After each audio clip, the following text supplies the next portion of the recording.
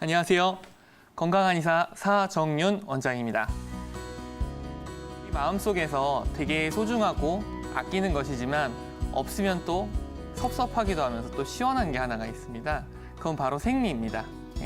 그 생리 중에서도 생리가 잘 나오지 않는 경우에는 좀 마음이 좀 편하기도 하지만, 왜냐하면 몸이 편하니까요. 근데 이게 상당히 마음에 캥기게 됩니다. 그 중에서도 생리가 잘 나오지 않는 젊은 층의 원인인 다낭성 난소 증후군에 대해서 알아보도록 하겠습니다. 다낭성 난소 증후군이라고 하는 것은 마늘다, 뭐가 많다는 뜻이에요. 낭자는 주머니가 많다는 뜻이고 어디에 많냐면 난소에 많습니다. 그리고 이런 징후를 가지고 있는 사람의 집단을 얘기합니다. 그래서 주머니에 배란이 되지 않은 난소들이 많이 쌓여 있어서 8개에서 10개 이상으로 보일 때 다낭성 난소 증후군이라고 부르게 됩니다. 이렇게 되면 생리가 잘 나오지 않기 때문에 임신이 잘 되지 않고요. 그 생리가 잘 나오지 않으면 안에 있는 자궁 내벽이 점차 두꺼워지면서 여러 가지 문제를 일으킬 수 있고 몸에 호르몬의 변화가 생기게 됩니다. 이 여성의 호르몬과 생리에 대해서 먼저 이해하는 것이 다낭성 난소 증후군을 이해하는 데 좋을 텐데요. 여성의 호르몬과 생리에 대해서 중요한 호르몬 3가지가 있습니다. 첫 번째 호르몬 2가지는 감독관 역할을 하는 호르몬입니다.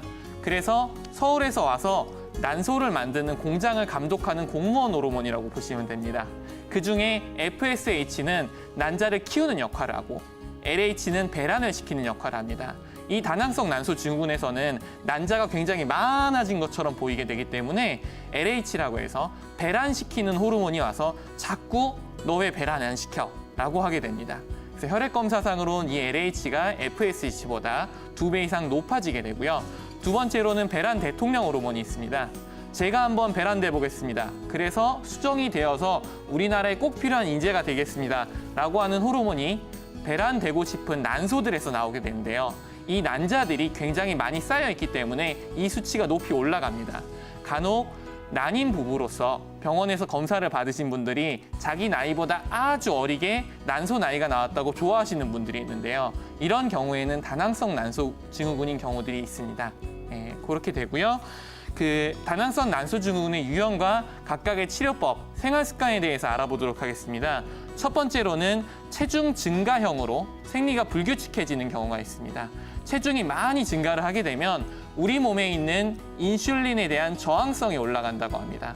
이 인슐린이라고 하는 것은 우리 몸이 혈당을 저장하는 역할을 하는데요. 아주 쉽게 생각하시면 살이 찌면서 힘이 붙으면서 호르몬에 대해서 말을 안 듣는다고 생각하시면 되겠습니다. 그런데 이 인슐린 말만 안 듣는 게 아니라 자궁으로 오는 아까 배란시키려고 하는 공무원 호르몬들의 말을 잘 듣지 않게 됩니다. 그래서 문제가 생기게 되고 전체적인 문제가 같이 생기면서 미용적으로 문제가 생기게 돼서 여드름이 많이 난다거나 털이 숭숭숭 남자처럼 나고 남성 호르몬이 올라간다거나 아니면 각종 고혈압, 당뇨, 고지혈, 신장질환 등 여러 가지 성인병과 연관이 되는 경우가 생기게 됩니다.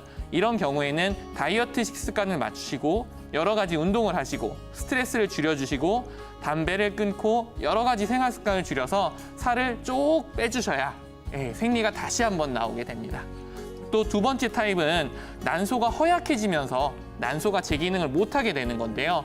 자궁과 난소가 약해지면 이러한 현상이 생기게 됩니다.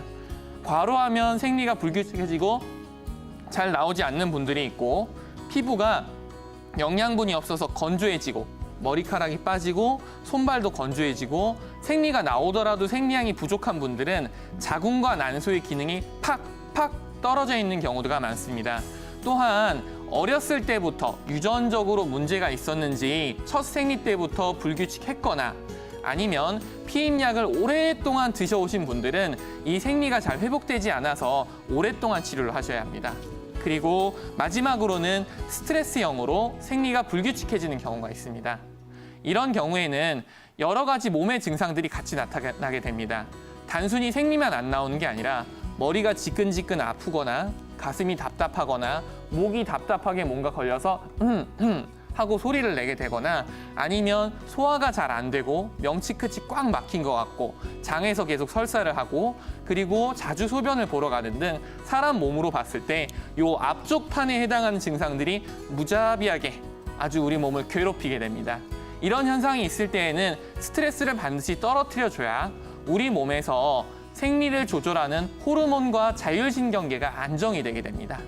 그래서 생리도 회복되고 건강도 좋아지고 내 몸은 점점 더 좋아져서 아주 건강한 여성이 될 수 있고 건강한 엄마가 될 수 있게 됩니다. 모두 이것들을 잘 생각을 하시고 스트레스를 잘 풀어주시면 되는데요. 좋은 방법은 요가나 스트레칭과 같이 스트레스를 풀어주는 방법도 좋고 두 번째로는 거울요법이 좋습니다. 거울을 보고 내 자신에게 긍정적인 이야기를 해주십시오. 오늘도 나는 더 즐겁게 긍정적으로 살 것이고 다른 사람들에게 꿈과 희망이 되어줄 거라고 거울을 보고 내 이름을 속삭이면서 이야기해 주시면 어느샌가 생리는 돌아와 있을 것입니다. 감사합니다.